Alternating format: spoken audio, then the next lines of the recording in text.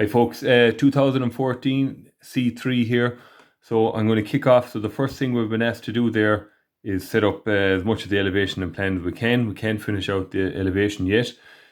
Part B, the question then is asking us to determine the dihedral angle between the surfaces A and B. Okay, the first thing you identify the line of intersection, and this is it down here in plan view. You can do it in elevation as well. We usually do it from plan view, so I'm going to stick to that. So we're going to look in at 90 degrees to that.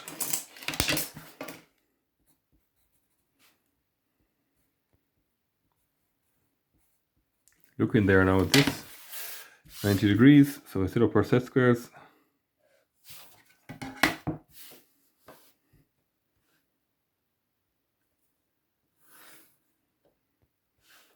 And what we want, of course, is to get the true length of the line of intersection.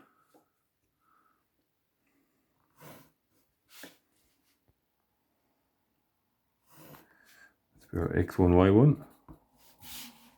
Now we have our height, of course, up here in elevation, 2 views back.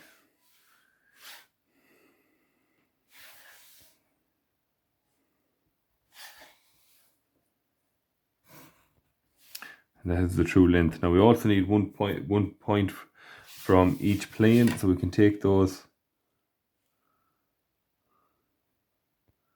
anywhere there. So I'm going to take this point, and I can take this point as well up here. Okay, so we'll just call that S and T. Okay, and so we know the height of T up there, we know the height of S up here. So just extend on my XY line a wee bit, get the height there.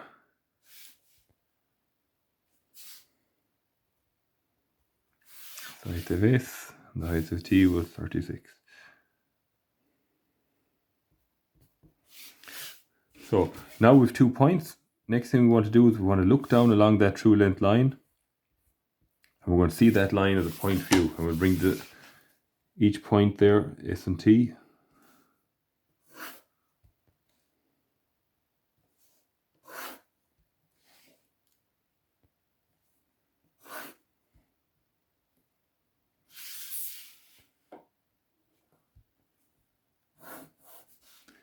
Set of x2, y2.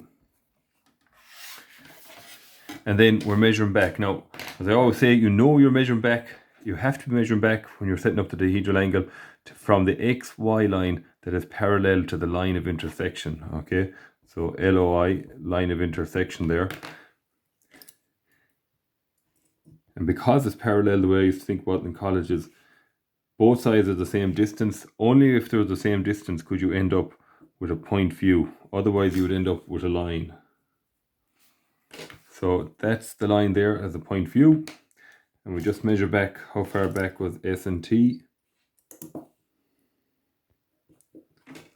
And we step them off then respectively.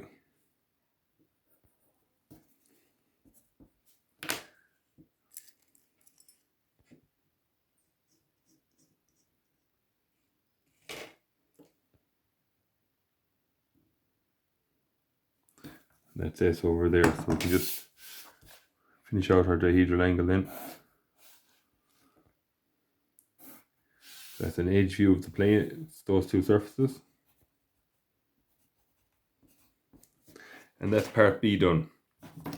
Part C then, we were asked to determine the vertical horizontal traces of the plane that contains surface B. Okay, so the way I like to liken that is it's like growing legs. Okay, so if I can call B 1, 2, and well, we had T or 3. Okay, we'll leave it there. So and I'll relabel this in plan as well now. 1, 2, and 3. I'm going to call it. So if you just take the line 1, 2, if we extend down a line from that, it's like a leg coming out till it hits the ground. What we'll do is we'll drop down this leg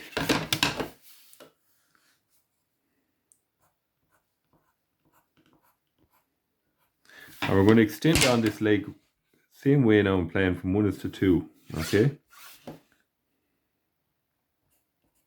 now where that line coming down strikes the line coming out, will give us 1 point on the horizontal trace. The second thing we're going to do then is we're going to repeat the process. This time we'll take 3 and 2 here. So we'll extend on, using pink this time, line to hit the ground. And I'm going to drop that down.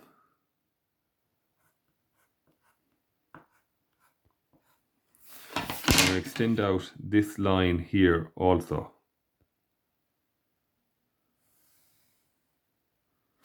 That'll get me a second point on the horizontal trace, okay? Now it'll just about fit on my page, but of course you would have an A2 sheet now during the exams, you wouldn't have to worry about page spacing. So I have 2 points there on the horizontal trace, and it's just going to fit on my page. Okay, so put down H, T, and of course all we need now, and I'll use blue for this, we need to take any known height, okay?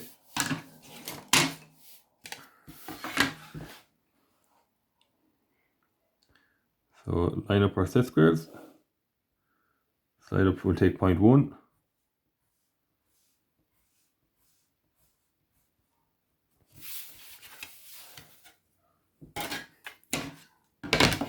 Hits the ground line, we'll bring it straight up.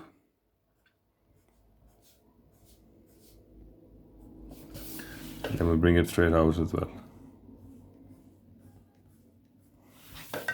Now, where the 2 will strike here, we give the point on the vertical trace. And you can put that in there. And that is part C done, okay?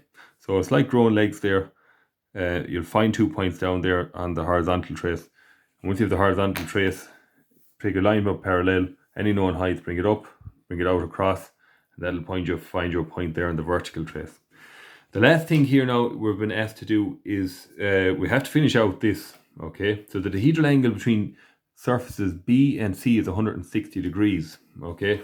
So complete the projection of the surface C, so basically finish out elevation. Now, if you spot this, we're looking for the line of intersection of always. This is the line of intersection here, okay, between B and C.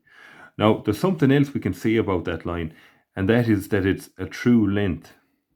And I know that because the rule of geometry is if we have a line here which is a level or parallel to the XY line, then in the opposing view, this must be a true length line, okay? So we already have the line of intersection and we have a true length. So this will save me the usual process of setting up 2 auxiliaries as we did here a while ago.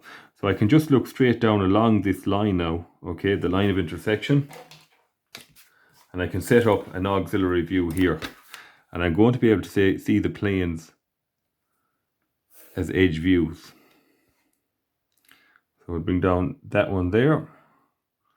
Down this guy here. We're going to need this guy over here as well, of course.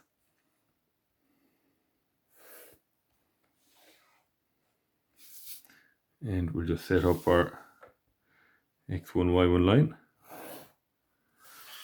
Now, if you didn't spot that, you could have gone off and done, found the true length of this again over here and then look down along it. That would still work out fine, but it's just if you spotted that, it's going to save you time, okay? So X1, Y1. And we have our heights then here from elevation.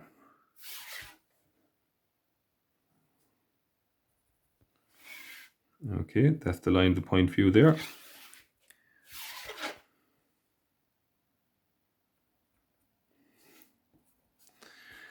Now, so we can draw in this edge view of the surface B. The surface C, now we're told that the dihedral angle was 120 degrees, or sorry, 160 degrees, almost 180, 160 degrees. So if you put down your protractor there, we can mark off the 160, okay?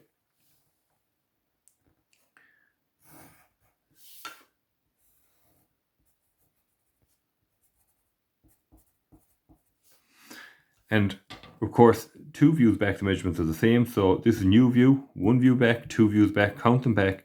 We'll take this height now, folks. This height here, for our compass.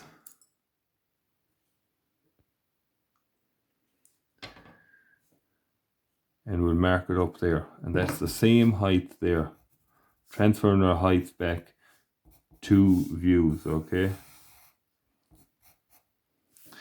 and with that you'll be able to finish off the surface C. Okay, now somebody asked me once before, sir, how do you know which way to put the 160?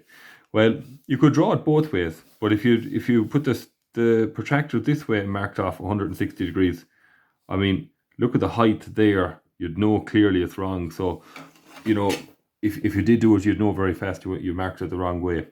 So that's that question finished, folks. And I find this is an excellent revision question where you might be given a dihedral angle and have to work backwards. Okay, so I hope you found that useful, folks.